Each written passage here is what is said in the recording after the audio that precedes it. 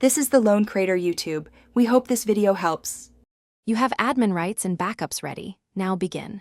First, choose whether to use the operating system's built-in protection or a third-party app lock utility.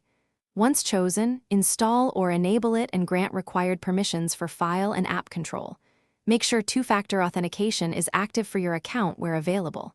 Explain why. Proper permissions let the lock work, and backups protect data if you change settings. Next, proceed to configure which apps you'll protect and how authentication will be prompted. Now you configure protection per app.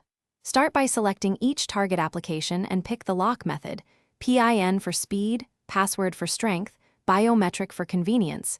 Each has trade-offs. Then set auto-lock timeout and exceptions like trusted network or device to avoid repeated prompts. After configuring, create and securely store a recovery master credential. This is essential if you forget the app password. Once done, test the settings on a non-critical app to confirm prompts, lock behavior, and that backups remain intact. Finish by verifying every protected application prompts as configured when launched. Try foreground and background scenarios. Make sure recovery steps are documented and stored separately from the laptop, and enable secure networking like VPN on public Wi-Fi. If something goes wrong, start troubleshooting. Confirm the app lock has necessary OS permissions, then restart the computer and retest.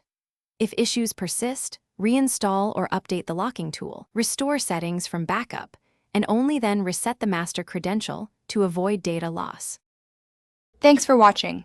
Consider subscribing if we helped you.